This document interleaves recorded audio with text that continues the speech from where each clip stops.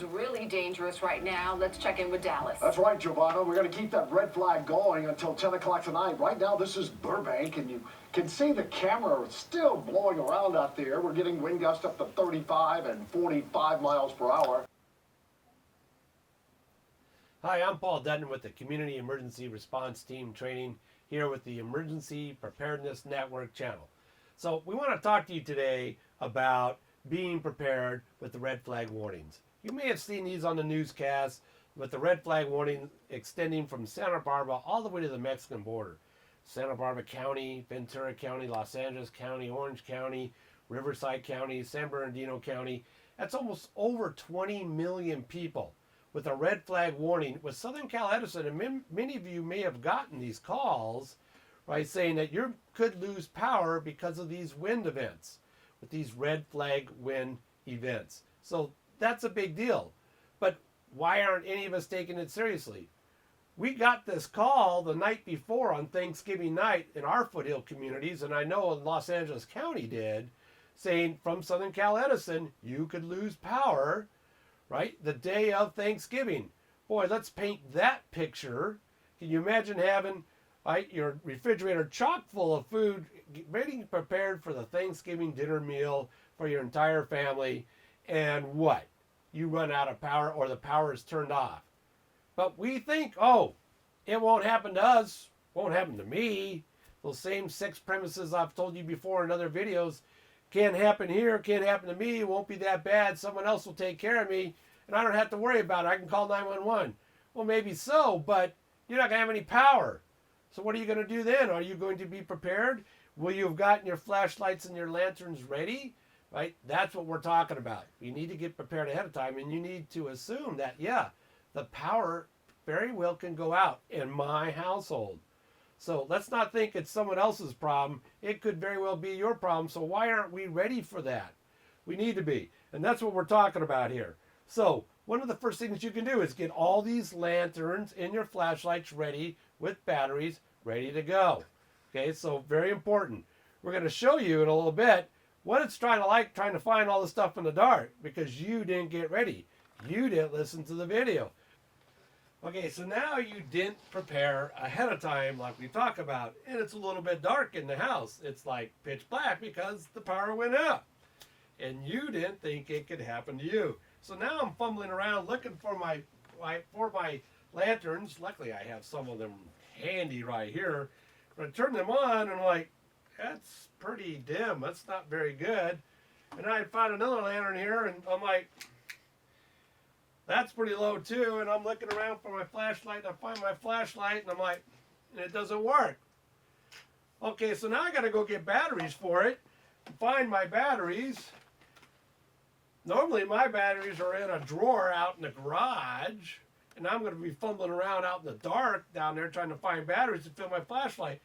But you know what? Oh, I know I always keep these candles around. These are those fake candles that are battery operated. You want to use those. These are great.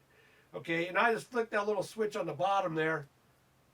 Oh, let me try it again. No batteries. Didn't plan ahead of time. Okay, so shoot, now what? Well, I got this one lantern so I can run around the house and like, oh, I finally find the big lantern, and there it is. Now I've got some light. Okay, luckily the batteries worked in this one. As you can see, I have 2 or 3 different lanterns here I'm trying to use. When I have a red flag warning, when I hear of one, I keep this flashlight on me so that, hey, if it goes out, power goes out, I'm ready. I just keep it right on me. Because 20 million people in our red flag warning from Santa Barbara County to the Mexican border have been warned you may lose power. So why aren't we reacting to that and getting ready? That's what we want to do. So finally, I find my flashlights. I got my other flashlight here.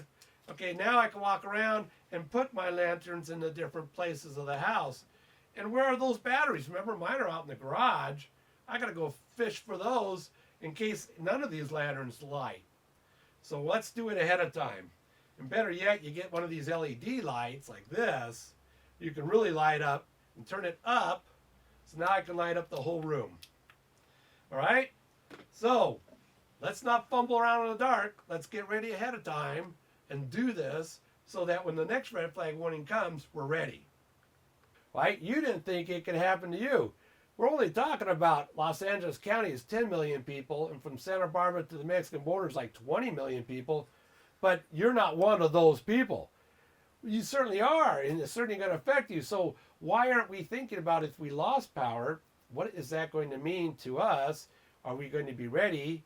And so one of the things we do and we recommend is, hey, we get all our cleaning done, we get our laundry done, we get our dishwasher going, we get all those kind of things done if we suspect power is going out. We get our phones charged up and anything else we think that needs to be charged up, including our laptops and things like that, in case we do lose power. It's just calling being prepared ahead of time.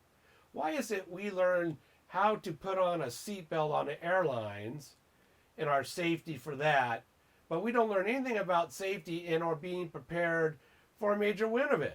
So let's take that time now and do that. Let me show you what we need to do next. We just had a huge gust of wind come with a bunch of dirt, but Southern California is seeing its strongest wind event in several years, so wildfires were expected. Let me step out of the way. This latest Santa Ana wind event is powerful, causing trees to come down all over the place, like this one on McBean Parkway. And this large eucalyptus struck an SUV when it fell onto the southbound 101 in Ventura, injuring the driver. Furniture flew around everywhere in Kelly Frank's backyard. Residents are being advised about potential power shutoffs.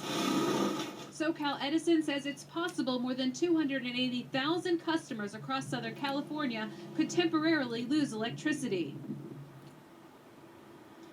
Back out here live, you can see the fire crews that are waiting on standby. They want to remind everybody to get their go bag ready and to report any smoke or flames immediately. Reporting live in Newhall, I'm Courtney Friel, KTLA5 News.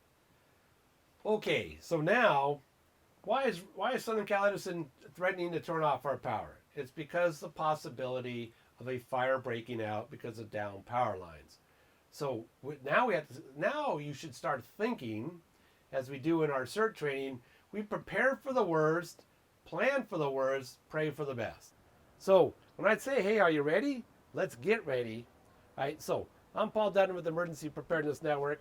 Come on back because we're going to show you a lot more because we want to get you and your family ready.